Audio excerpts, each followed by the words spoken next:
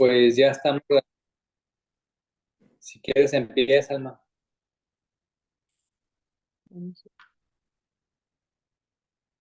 Ok, hola, buenas noches a todos. Soy Alma Jiménez, secretaria de ERM, y les damos la bienvenida a esta serie de conferencias sobre histoplasmosis en el entorno de la espeleología. Los dejo con el doctor Marcelo González para que presente a nuestro invitado. Muy buenas noches a todos. Y el día de hoy diseñamos un tema muy importante para el área espeleológica por los riesgos que conlleva para todos nosotros. El tema es la histoplasmosis en el entorno espeleológico. La da mi compañero, el doctor Orlando Paredes Ceballos. Él estudió medicina general en la Universidad Autónoma de Yucatán, la UADY. Posteriormente estudió medicina interna e infectología en la Universidad Nacional Autónoma de México, la UNAM, en el Hospital Centro Médico Nacional La Raza en la Ciudad de México. Actualmente es adscrito en el sector público de 2018 al Hospital General Regional T1, Ignacio Telles, hasta el día de hoy, del IMSS.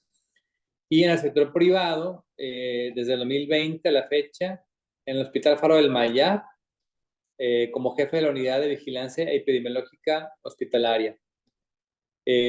Cuenta con un diplomado en VIH y realizó una rotación en el Hospital Clínic de Barcelona 2018 en enfermedades infecciosas y VIH. Los dejo con el doctor Orlando Paredes Ceballos. Doctor, muchas gracias por apoyarnos con esta importante conferencia para nosotros. Hola, muy buenas. Creo que En silencio. ¿Listo? Marcelo, apaga tu micrófono. Ya. Hola, muy buenas noches. Ah, sí.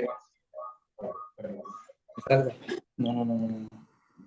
Marcelo, si apagas el tuyo, yo creo que no se vicia tanto. Sí. No. Ya. Listo.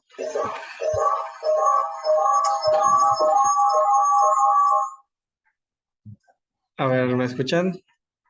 Ya. Ok, bueno, pues muy buenas noches a todos. Primero que nada, agradecerles la invitación. Como ya me presentaron, yo soy infectólogo de formación y pues me parece un tema muy interesante el tema de la histoplasmosis. Los hongos creo que a todos los infectólogos nos apasiona.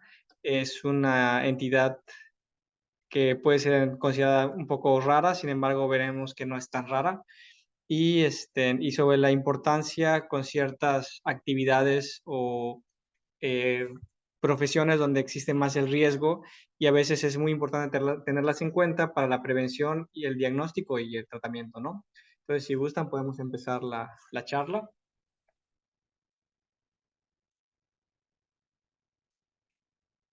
¿Ahí la ven?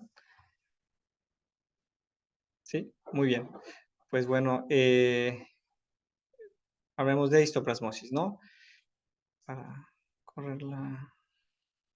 Ok. Bueno, primero, ahora sí que yo me puse a revisar un poquito, ¿no? Sobre qué es la espeleología y la relación que va a tener con histoplasmosis, pues es la ciencia que estudia el origen y la formación de las cavernas y cavidades subterráneas naturales, flora y fauna, ¿no? Entonces, pues bueno, es un área que tiene alto riesgo, como vamos a comentar más adelante, para adquirir esta infección. Entonces, primero, el Histoplasma capsulatum es un hongo, el cual se considera de las micosis diseminadas. Se llama o se denomina hongo dimórfico porque tiene la peculiaridad de crecer en diferentes morfologías según la temperatura. Es diferente en el cuerpo humano, que está a 37 grados, a como está, por ejemplo, en el ambiente, en los cenotes o en zonas húmedas, ¿no?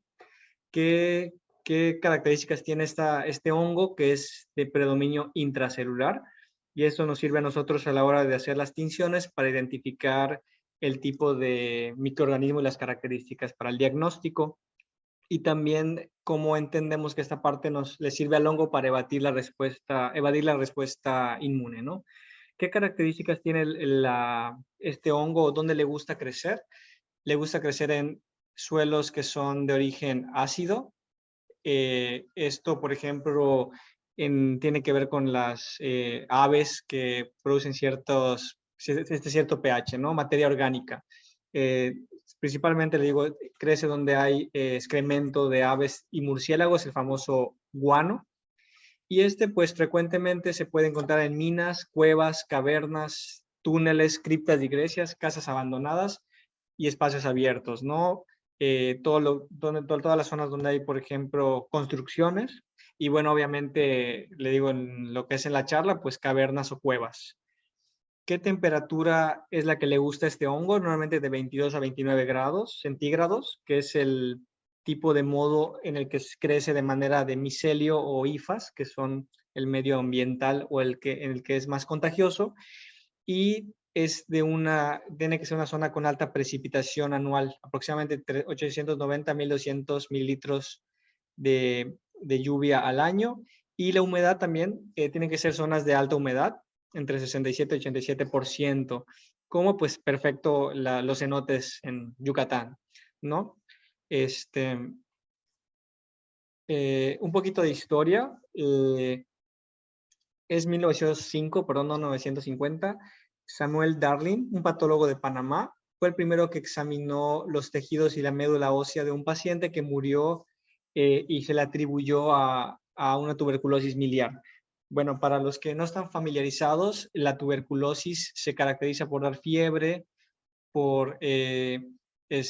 y dar tos, y dar en una radiografía o una tomografía nódulos pequeñitos tipo milio, que pues bueno, es muy parecido a lo que da la histoplasmosis. Antes que se descubriera, pues a todos los pacientes con esas características se pensaba en tuberculosis. Sin embargo, este patólogo pues examina los tejidos, su médula ósea y se asombra de ver pequeños cuerpos, la mayoría intracelulares. Luego se pensó que inicialmente que era un tipo de leishmania y le dio el nombre de Histoplasma capsulatum, por la morfología parecida a una pues cápsula que tiene, que realmente no es cápsula.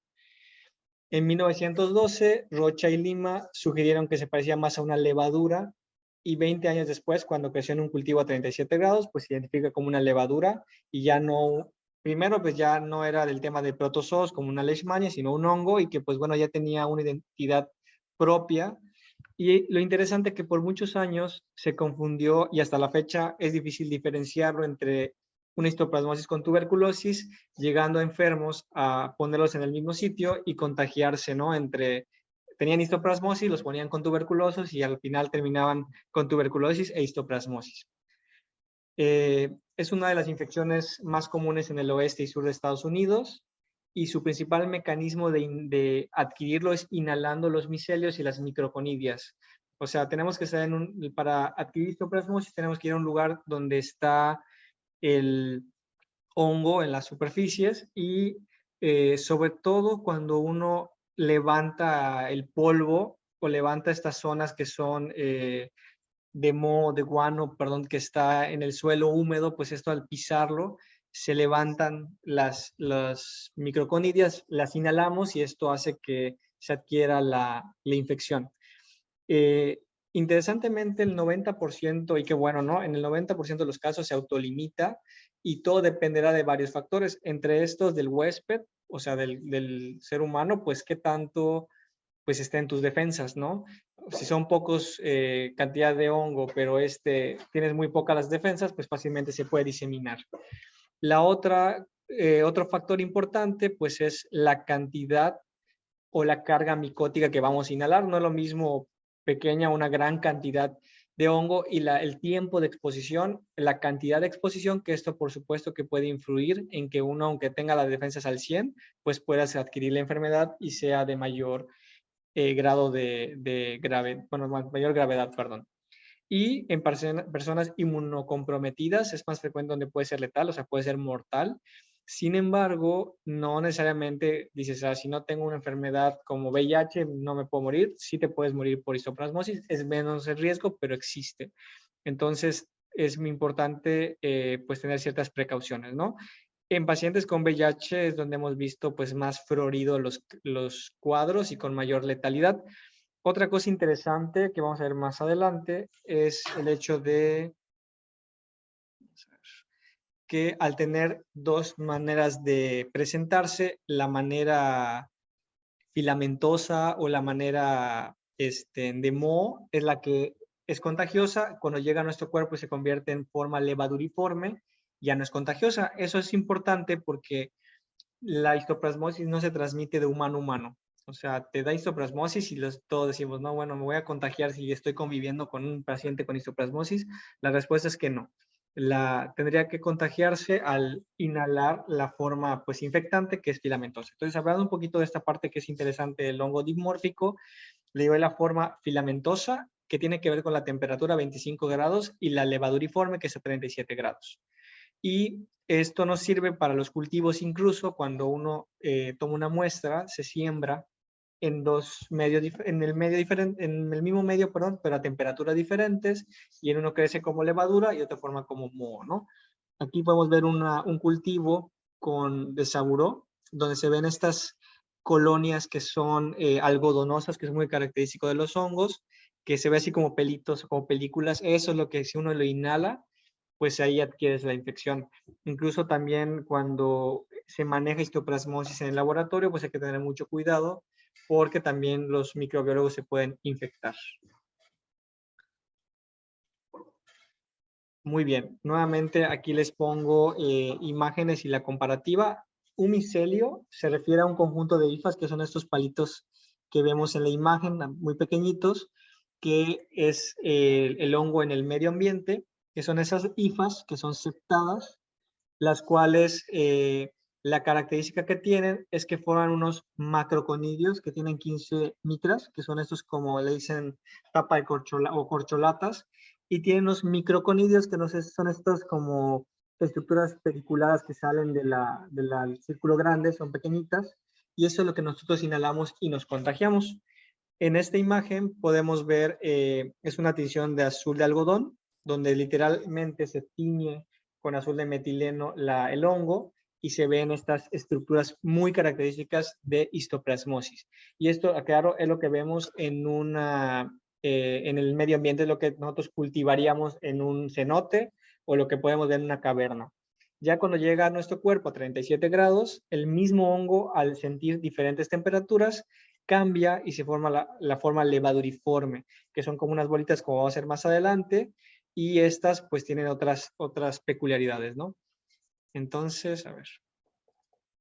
Aquí está la fase micelial de 28 grados, con este micelio ramificado, y la fase levaduriforme, donde se ven las levaduras que son como son circulares, las cuales pueden estar gemando, que es donde se ve que esta pseudocápsula, como vemos acá, mire, por ejemplo, en la parte del lado derecho, vemos cómo se ven estos macrófagos, donde están muy pequeñitos, intracelulares, que en esta es una tinción de Grocott-Gomory, que es de plata, que es de las tinciones más útiles para identificar hongos, y puede estar en cualquier célula del cuerpo, de tipo, por ejemplo, macrófagos, linfocitos, en la médula ósea, en pulmón, en hígado, en piel. Entonces, esto es lo que vamos a encontrar al hacer el diagnóstico en un cuerpo humano, ¿no? Pero en el ambiente lo vemos del lado izquierdo, lo que son las tinciones de azul de algodón, donde se ve, parece un arbolito, ¿no? Donde se ve el palito que es la hifa y las macroconidias, alrededor las microconidias, que son estas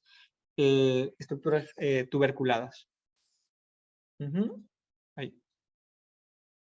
Y pues aquí podemos ver, por ejemplo, un poquito cómo es la fisiopatogenia de cómo se adquiere. Uno va tranquilamente, se va a un lugar donde está el hongo, por ejemplo, una casa abandonada, una caverna, una construcción. Uno va, pisa y levanta, o hay una construcción y se levanta este polvo o este guano que tiene los micelios. Uno inocentemente va, lo inhala y a la hora de inhalarlo, pues entran estas macroconidias, hifas al torrente, bueno, perdón, al nivel pulmonar, y en el nivel del pulmón, que es lo que vemos en el número 4, los macrófagos lo fagocitan y esto lo lleva a las células intentando pues eliminarlas, pero no lo logran eliminar, y los lleva a los ganglios y en los ganglios pues se va reproduciendo, pero cambia su morfología en esta forma levaduiforme, ¿verdad? Aquí en la imagen de zonas endémicas en Estados Unidos, principalmente en Mississippi y en Ohio, que es las zonas que están en verde, que es más frecuente. En México no tenemos una epidemiología tan exacta, ya que no es una enfermedad de notificación oficial, debería, pero no.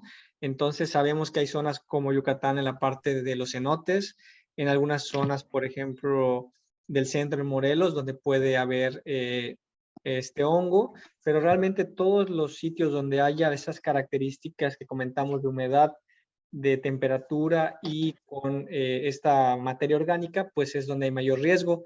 También se ha visto que en los primeros 20 centímetros es donde es para hacia arriba, es donde tienen más riesgo de contraer la infección.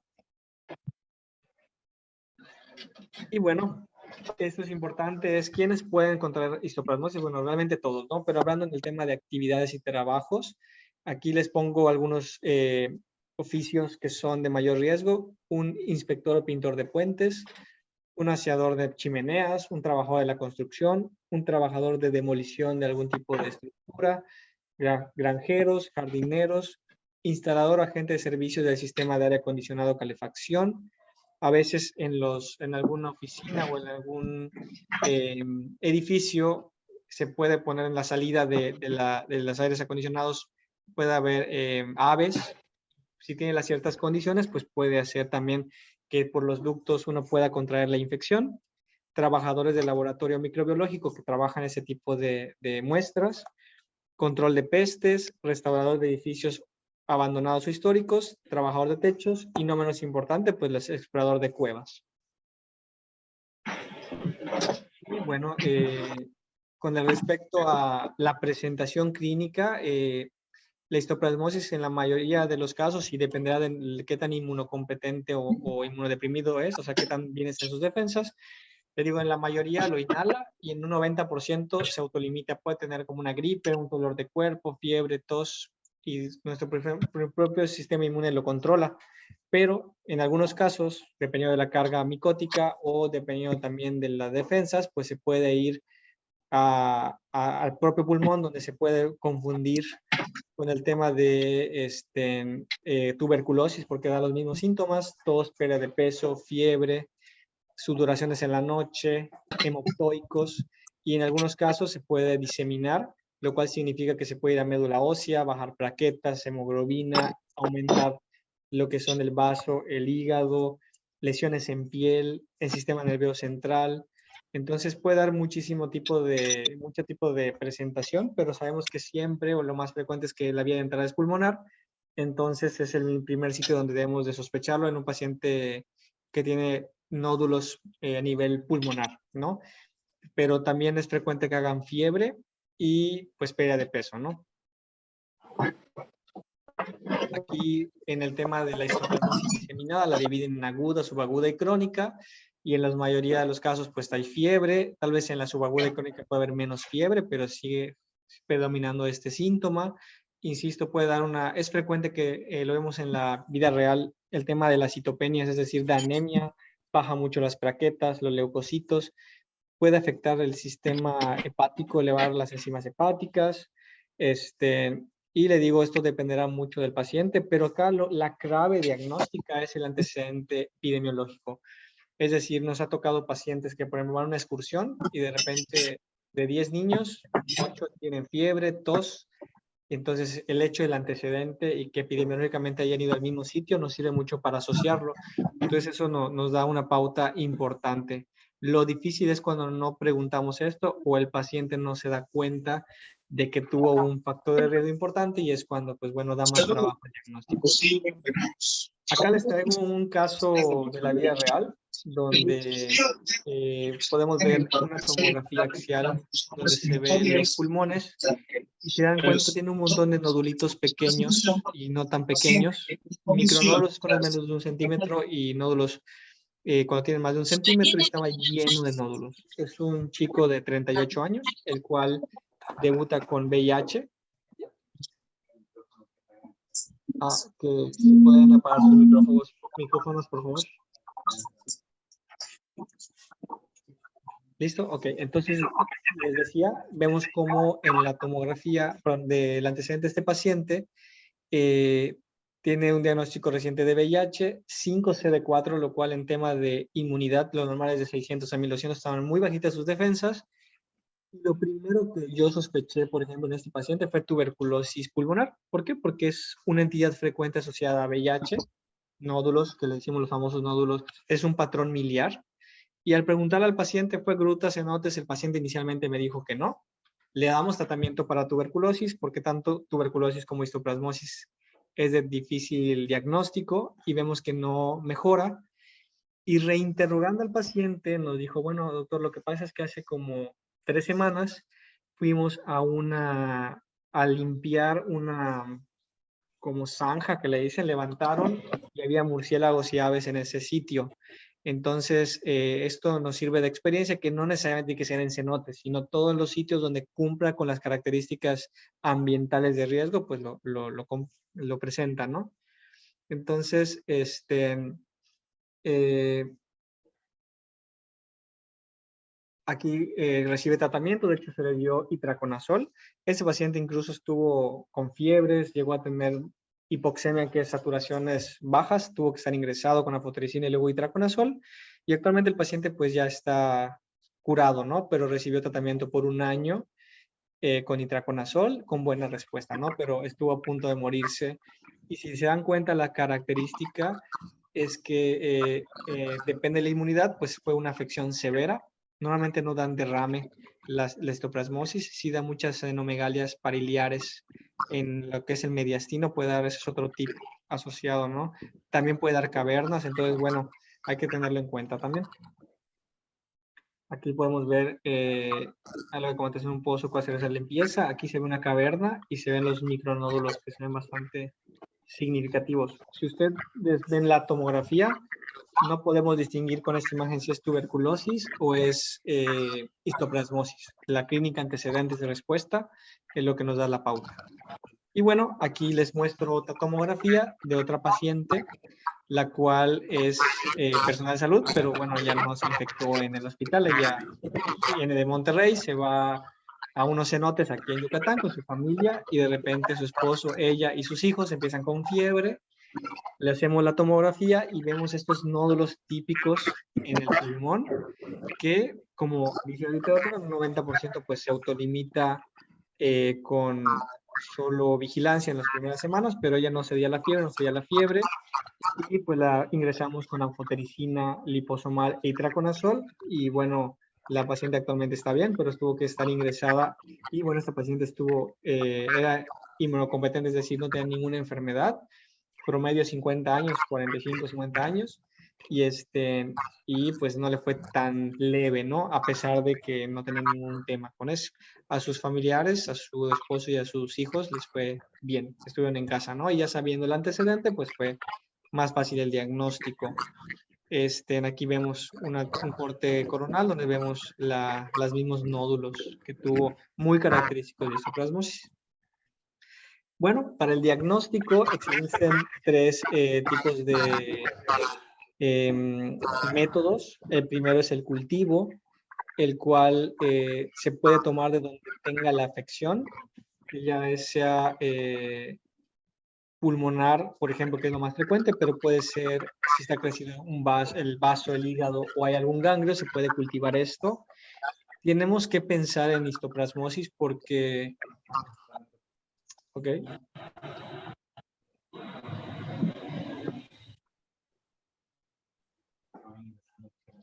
Ok, vamos a cerrar micrófonos y los que vayan ingresando, por favor, si pueden ir cerrando su micrófono. Sí, ok. Entonces, regresando al tema de cultivos, los cultivos, le digo, pueden ser tomados del sitio donde tenga la afección. Si hay ganglios, si es afección pulmonar, del hígado, a nivel del vaso, de piel. Y la característica es que lo tenemos que pensar porque los medios de cultivo para hongos son especiales, como mencionamos, a buró. Entonces, no, si uno va a cualquier laboratorio y decimos cultivo, por decirlo así, general, que es para bacterias, no va a crecer. Y tiene que ser un lugar donde haya experiencia cultivando hongos. Entonces, primero sospecharlo y pedir cultivos para hongos, ¿no? Y los hongos tardan más en crecer. Normalmente el tiempo de crecimiento son de 3 a 6 semanas, pero aproximadamente a la segunda semana ya empezamos a ver el crecimiento. Si se toman cultivos de sangre, en un 50% crece y también tiene que ver con la severidad o la magnitud de la histoplasmosis. Entonces, pues bueno, los cultivos se reservan en un centro donde hay experiencia cultivando, que por ejemplo en Yucatán no tenemos tantos centros como quisiéramos con esta experiencia. Luego existen las tinciones, que es del tejido, se pone una sustancia que hace que se tiña la pared del hongo y esto hace que pues se vea de manera evidente, como vemos en la figura, que esa es una tinción de Grocott Gomori, que se ve un fondo verde y realza la forma levaduriforme, que se ven esas bolitas, se ven, le decimos que está gemando porque tiene un hijito chiquito al lado, es característico de los hongos levaduriformes, ¿no? Entonces eso nos sirve y también lo podemos ver en patología, o sea, si toma una biopsia y se manda a, ya sea con formol, o sea, no tiene que estar con un cultivo vivo, se puede ver, incluso se puede revisar las laminillas en retrospectiva, que eso es un tip. Por ejemplo, nos ha pasado que se sospecha en un cáncer porque tiene fiebre, perdió peso y le hace una biopsia, pero no se mandó a cultivar. Este tejido nos puede servir para analizarlo en el tema de tinciones. Luego, acá hay otro que está muy bonita esta figura. Luego a nosotros, infectólogos, nos encanta todo este tipo. Para nosotros es arte, ¿no? Pero bueno, esperemos que no esté en ningún paciente. Donde vemos en sangre, acá se ve un macrófago, al fondo se ven eritrocitos. Esa es una tinción de Giemsa, en donde se ve estas estructuras que parece que tienen cápsula intracelulares, múltiples, pequeñitas, que son características de histoplasmosis. Entonces, un tip que son múltiples levaduras intracelulares que tienen esta forma como de cápsula, es característico de histoplasmosis. Leishmania puede ser algo que se puede confundir, pero bueno, Leishmania es muy, muy exótico. Aquí, pues el antecedente epidemiológico es muy importante. Con las pruebas, pues existen varias pruebas y de estas, pues aquí en la región cultivo y las tinciones de Grocott puede ser. Recordar que ninguna prueba es 100% diagnóstica, o sea, puedes hacer la prueba y salir negativo y tenerlo, sí. Y es por eso que tenemos que tener alta sospecha epidemiológica para esto. Y existe otra prueba que se llama antigenuria, que es en la orina se pide antígeno contra histoplasma. No en cualquier centro lo hace, pero es la ventaja que es una prueba no invasiva, pero es muy útil en enfermedades diseminadas, o sea, en pacientes que tienen fiebre y sospechamos que ya se diseminó a varios órganos. Es donde es más útil. Cuando es más localizada a pulmón y sobre todo cuando es aguda es menos útil.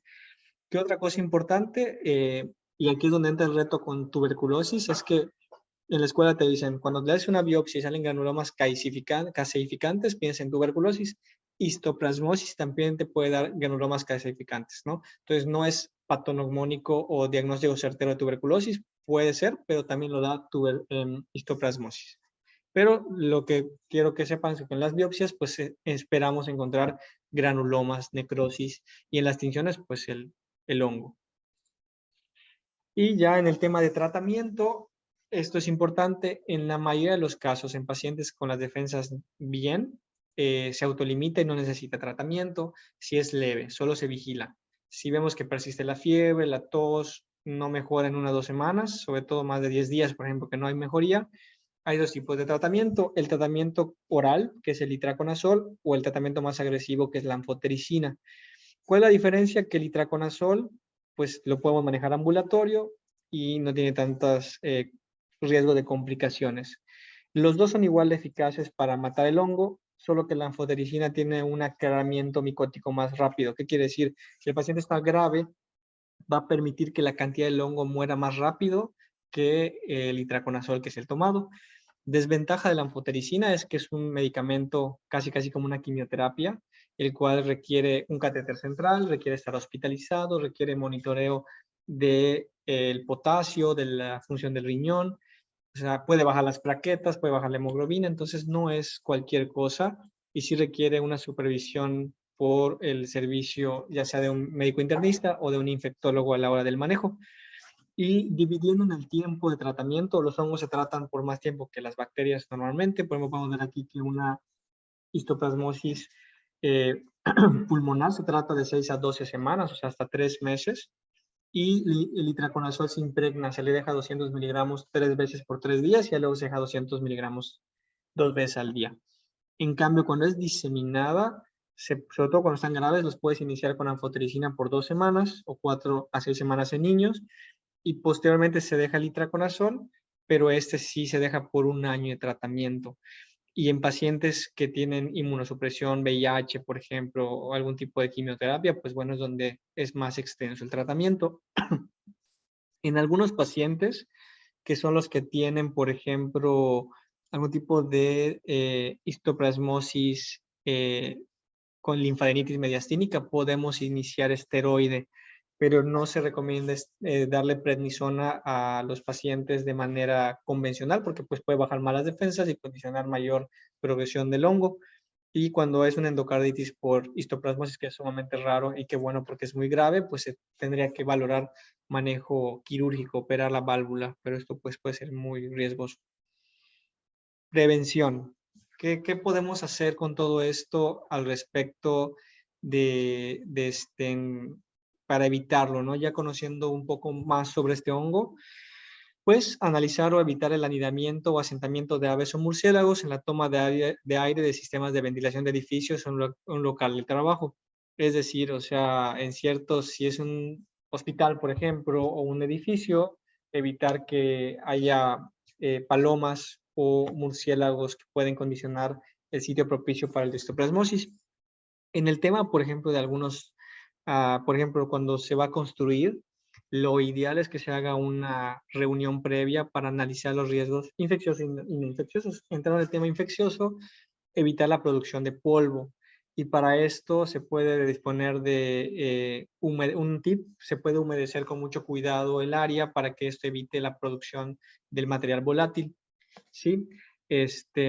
Otra manera de prevenirlo es disponer de ventilación adecuada en los lugares de trabajo, evitar alta humedad o condensaciones y también en algunos centros se ha utilizado sirve, pero no es práctico porque puede dar contaminación al ambiente, es usar desinfección con formol, por ejemplo, que lo pueden rociar en gallineros o zonas contaminadas, pero el tema es que puede absorberlo la tierra, el suelo y puede ser peligroso o contaminar el ambiente, entonces no es como lo más práctico, pero se sabe que puede ser un medio que puede servir para prevenir el contagio de histoplasmosis, ¿no?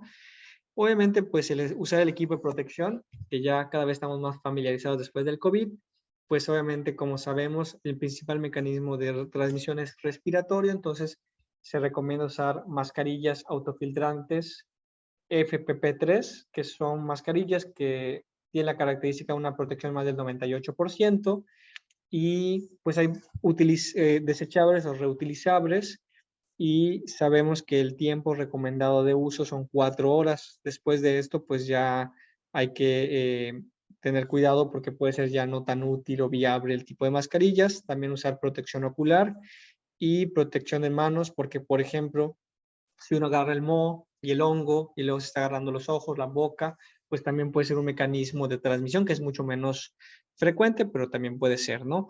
Yo sé que no es nada práctico ir a un cenote y ponerte todo un casi overall, que tampoco se recomienda, ¿no? Pero pues sí sabemos que el mecanismo principal es respiratorio, donde más le debemos de invertir.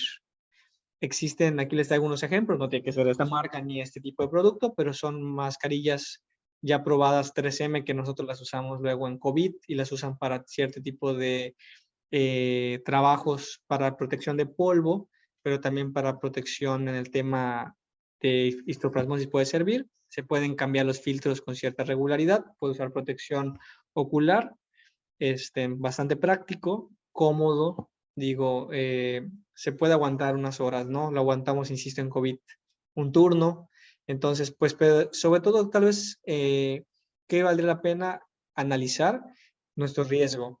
O sea, ¿cuál sería el escenario con mayor riesgo?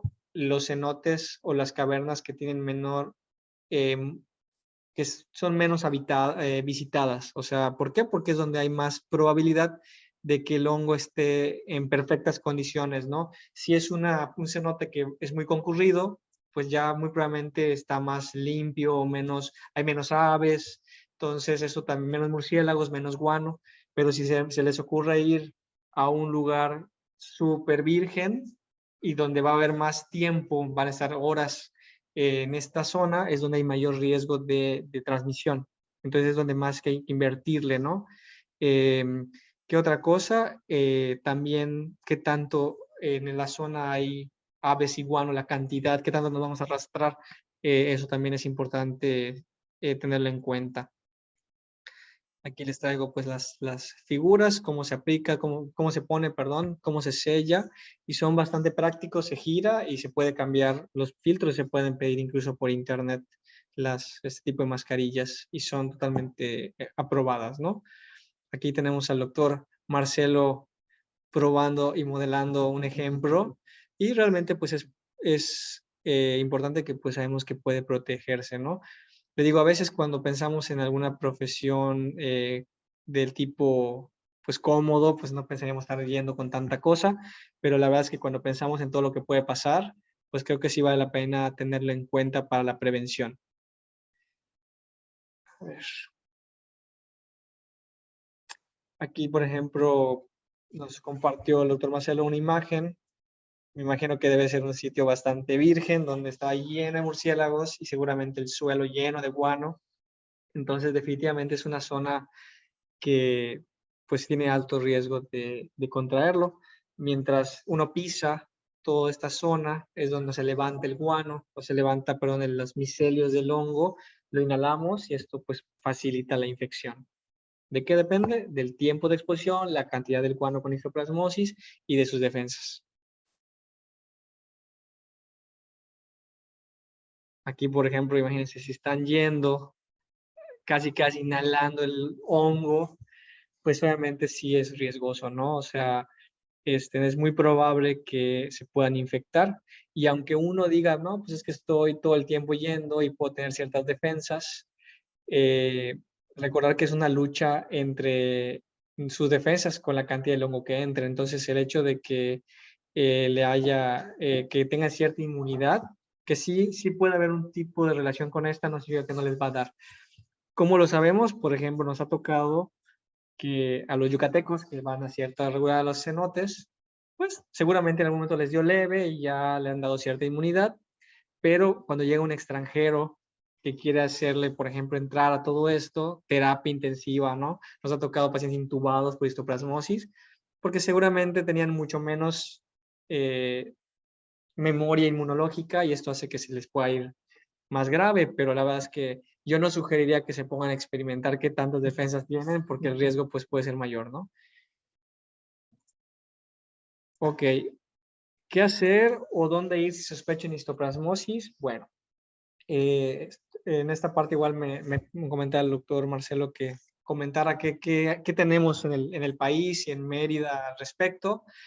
Pues lo primero es la sospecha epidemiológica, ¿no? O sea, que fui a algún lugar donde hay riesgo de inhalar el hongo. De ahí, pues cumplir con los síntomas que son las fiebres, la tos, la malestar general, dolor articular. Normalmente los hongos no se quita en más de una semana. O sea, una gripe de tipo respiratorio viral, 5 días, 7 días se quita. Cuando ves que ya pasa de esto, es una tos seca que no se quita, pues bueno, en este caso, pues sí, ya empezamos a preocuparnos, ¿no? Y si vemos que fueron, de los 10 que fueron a la excursión, 5 están con estos síntomas, hay que alertarnos. Y bueno, en las instituciones públicas, bueno, lo correcto se les puede pedir contamos con tomografía, rayos X. Entre la tomografía y los rayos X, los rayos X nos pueden servir, sin embargo, recordar que el estudio que tiene mayor sensibilidad para definir las características de la afección pulmonar, pues es la tomografía, que sí se cuenta, y dependiendo de la magnitud de la gravedad del paciente, pues también se cuenta con anfotericina e itraconazol. Entonces, por ejemplo, que sepan que se puede tratar en cualquier institución pública, y también con el tema de aseguradoras, me puse a la tarea de investigar y me comentaban que la mayoría de las aseguradoras lo cubre, sobre todo cuando es un tema de que va uno de manera aleatoria, ¿no? Yo como turista voy y tengo histoplasmosis, lo cubre. Cuando es más de profesión, o sea, un tema laboral, de exposición, un tipo de profesión, es donde puede haber ciertas cláusulas donde sí te pueden condicionar, tal vez tengas que dar un poco más de tu póliza, o en algunos casos te puede decir, ¿sabes qué? Como es un riesgo alto que tú asumiste porque vas recurrentemente a una gruta, ahí puede ser que te puedan rechazar tu póliza. Pero realmente en todos los demás casos se cubre, y que sepan que pues en todas las instituciones privadas se cuenta con el tratamiento. Y que sepan que aquí el tema no es el tratamiento lo difícil es el diagnóstico. Muchas veces andan de médico a médico porque están pensando en otro tipo de entidades, incluyendo tuberculosis, y porque como ya se dieron cuenta, a veces como tiene una tos que es seca, no hay manera de que se diagnostique con una flema que se vaya a estudiar, te tiene que terminar en una broncoscopia, que es meter una camarita a nivel pulmonar y tomar muestra, y todavía sí puede salir negativo, pues no es tan fácil, ¿no? Entonces muchas veces lo que hacemos, damos tratamiento empírico y vemos respuesta, y si vemos que tenemos duda o el paciente está grave, pues somos un poquito más agresivos con el diagnóstico, pero pues contamos con esto tanto en las instituciones públicas como privadas. Y bueno, siempre hay gente que se pregunta, ¿no? Y eso creo que es la naturaleza humana. ¿Podemos hacer algo, tomar algo para que no me dé? Y en donde sí se recomienda tomar un medicamento profiláctico, eso quiere decir tomar un medicamento para que cuando yo vaya a la gruta no me infecte. Bueno, en pacientes con VIH nada más, que tienen CD4 menos de 150, que es donde tienen mayor riesgo de diseminado, o en un paciente, por ejemplo, que tiene algún tema de terapia supresora potente, por ejemplo, un paciente que está con cáncer, que está con quimio, que ya desde ahí yo no le recomendaría que se fuera a exponerse, pero bueno, si lo va a hacer, en este caso se puede tomar itraconazol 200 miligramos al día durante la exposición para prevenir que quiera la infección. Pero le digo, esto tiene un nivel de evidencia no tan alto, entonces, o donde hay una alta endemicidad. Hace cuenta, se me ocurre un paciente que tiene VIH, que tiene 50 CD4, pero pues trabaja de eso y no hay manera de que cambie su trabajo. En este caso, pues sí valdría la pena cuidarlo, protegerlo, ¿no? Con todo lo que ya mencionamos. De resto, no se recomienda estar tomando itraconazol seriado, ¿no? Eso tampoco es bueno. Y recordar que son medicamentos que pueden inflamar el hígado o pueden tener interacciones medicamentosas. Entonces, no se recomienda tomarlo de manera rutinaria. Y bueno, eso sería todo de mi parte. Y atento a sus preguntas y comentarios. Okay.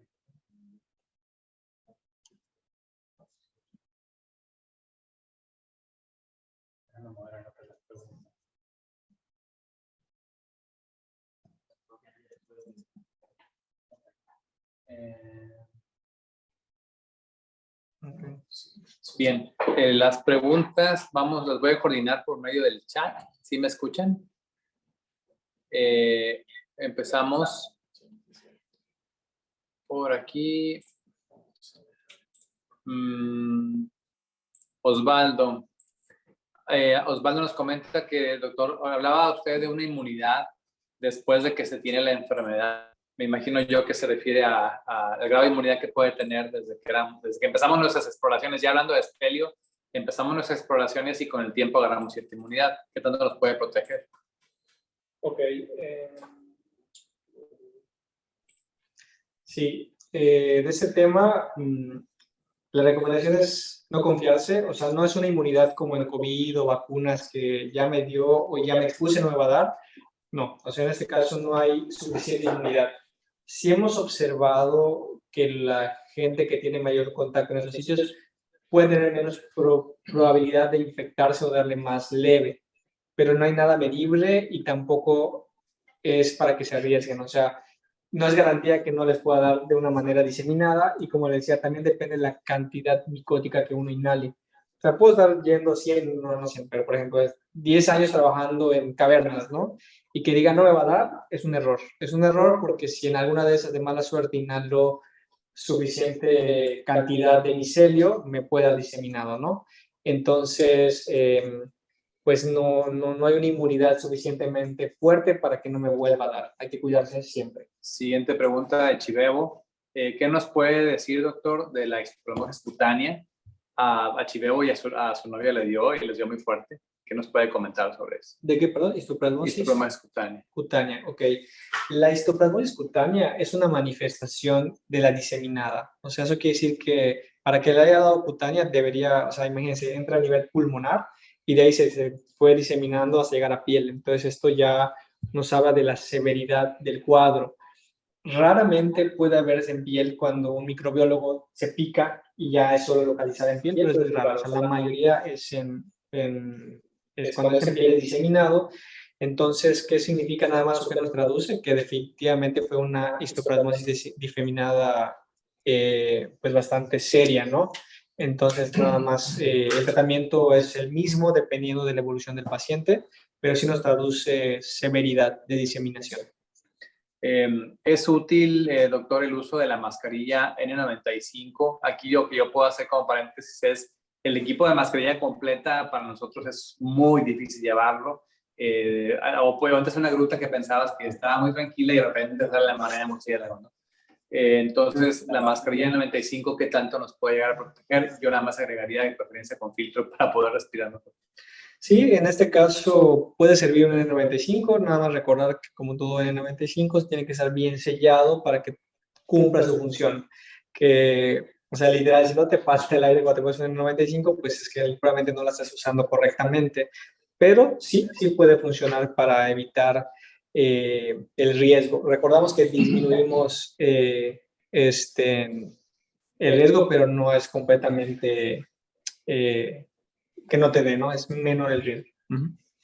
Doctor, pregunta Ulises Barrientos, en el caso de la comunidad espeleológica, ¿qué podemos hacer para prevenir?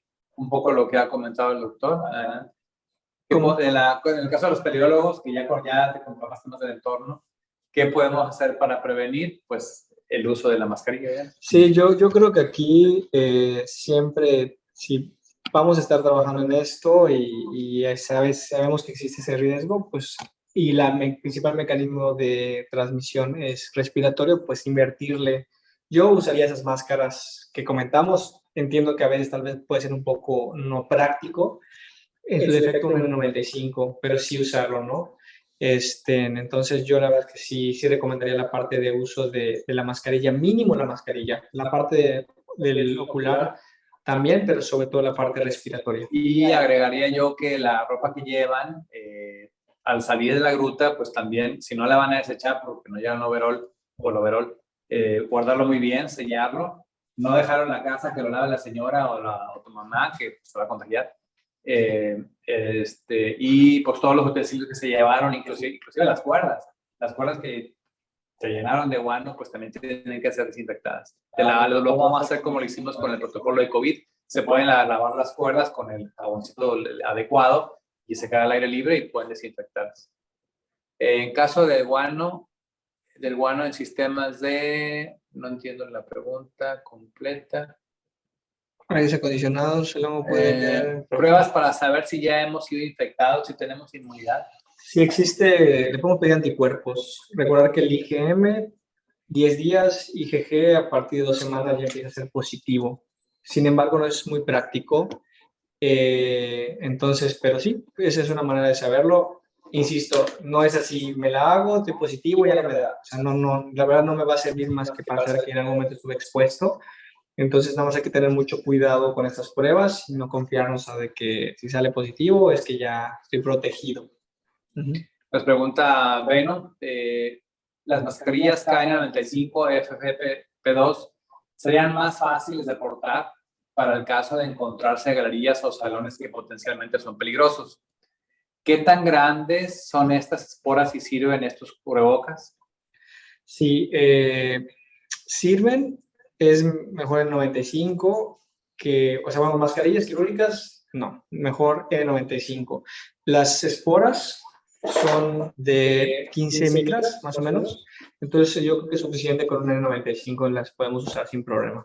Nuevamente, aquí no es solo el tipo de mascarilla, sino que la usemos correctamente. En este caso, lo importante es que entrando al área de riesgo esté totalmente bien sellada a nuestra cara, porque si no, no va a cumplir su función.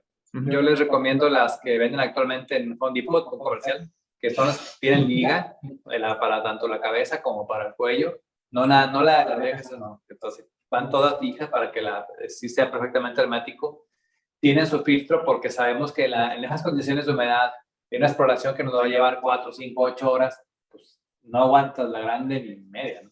Entonces, como le hemos comentado, la fuerte es inóculo en la cantidad, entre menos tengamos exposición, pues algo nos va a ayudar a no tener. Siguiente pregunta.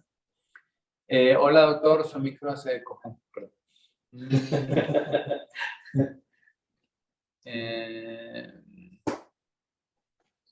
Menciona que sí, a ver, que sí puede llevar su celular y ahí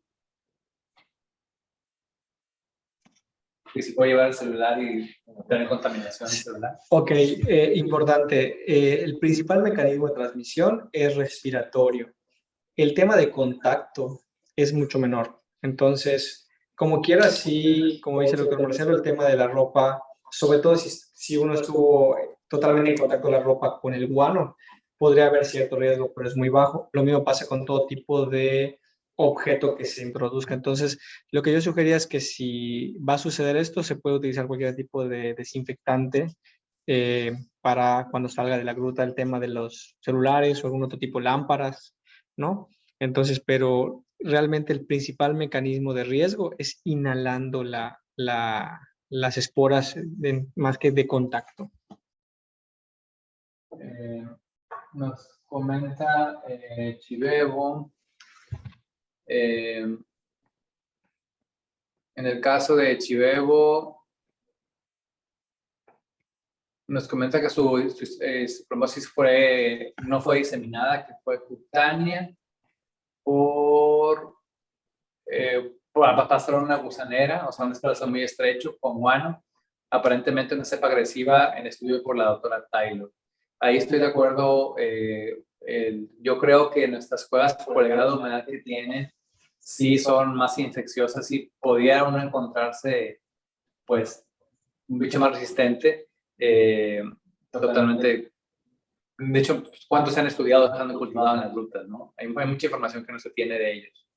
Sí, o sea, ahí nada más pongo el tema de la cutánea, para que haya sido, puede ser localizada, o sea, pero tendría que haber una herida o algo para que entrara el guano, o la otra, pues la mayoría de las histoplasmosis cutáneas, pues llega de la vía respiratoria, se va a piel. Y ya desde que se hace ese mecanismo, pues se considera diseminada, aunque no tenga que ser grave necesariamente, ¿no? Uh-huh.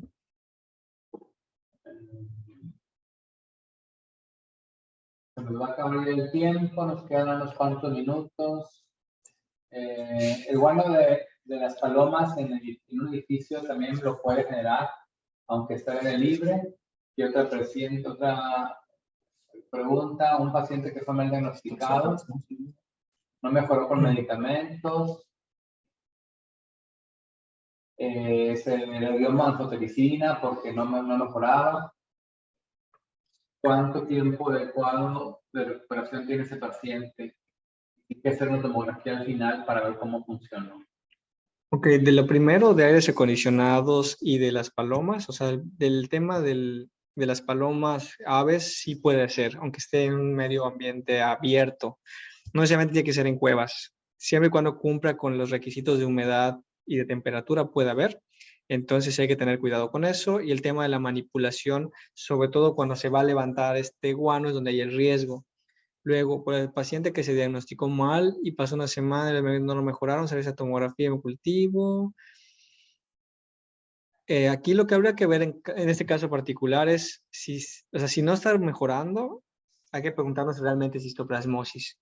Y ahí lo ideal, sobre todo en casos graves, es estar seguro que sea histoplasmosis, porque luego no va a ser una tuberculosis o una histoplasmosis con falta de tiempo para tratar.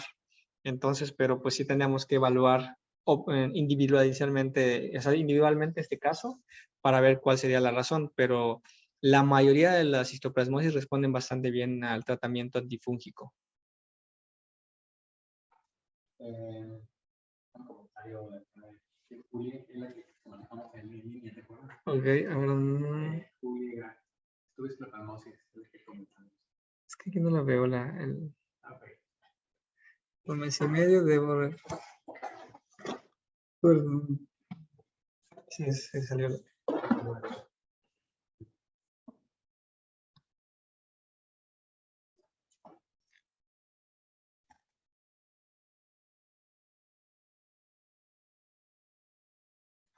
Tuviste un mes y medio, debo tomar estas veces.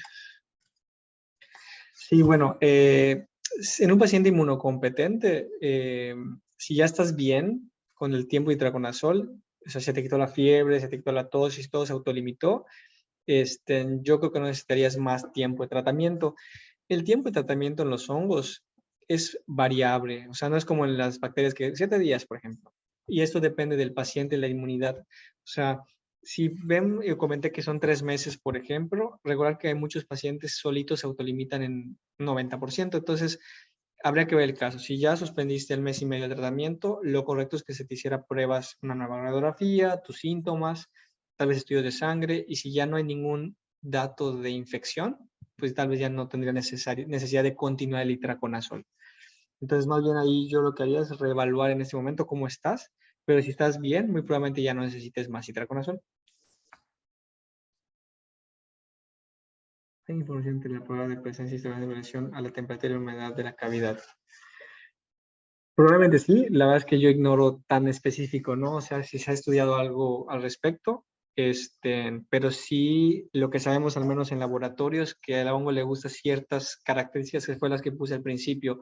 Seguramente en las cavernas o grutas o en el ambiente donde cumpla con esto, va a facilitar la reproducción del hongo y a tener mayor cantidad. Entonces, si cumple con mayor humedad, con estas temperaturas, es más probable y tenga la suficiente materia orgánica, va a facilitar la producción del hongo.